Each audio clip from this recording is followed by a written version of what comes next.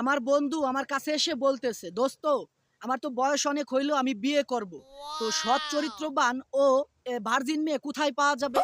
এখন আমি বললাম, বন্ধু আমার পাশে বসো, তোমাকে ছোট করে একটা গল্প শোনাই, তুমি কই গেলে পাবা। তো এখন একটা গল্প শুনাইলাম, বললাম যে বন্ধু একটা ছেলে বিয়ে করবে, একটা মেয়ে দেখছে পছন্দ হয়েছে। এখন বিয়ের শাদীর দিন তারিখ ঠিক হয়ে গেছে। এখন ছেলেটা মেয়েটাকে ফোন দিয়ে বলতেছে, আমাদের তো বিয়ের শাদী ঠিক হয়ে গেছে, তো চলো আমরা রুম ডেট করি। সে মেয়েটাও রাজি হয়ে গেছে, যাক রুম ডেট করছে। এখন বাড়িতে এসে বিয়েটা ক্যান্সেল করে দিছে। এইভাবে করে তিনটা মেয়ের জীবন নষ্ট করছে সে। এখন চার নাম্বারে গিয়ে একটা মেয়ে পছন্দ হয়েছে, সেই মেয়েটাকে সেম একই প্রস্তাব দিছে। এখন মেয়েটা বলতেছে যে না, আমি বিয়ের আগে এসব করব না।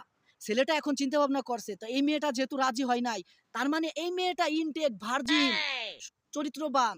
তো এই মেয়েটাকে বিয়ে করছে।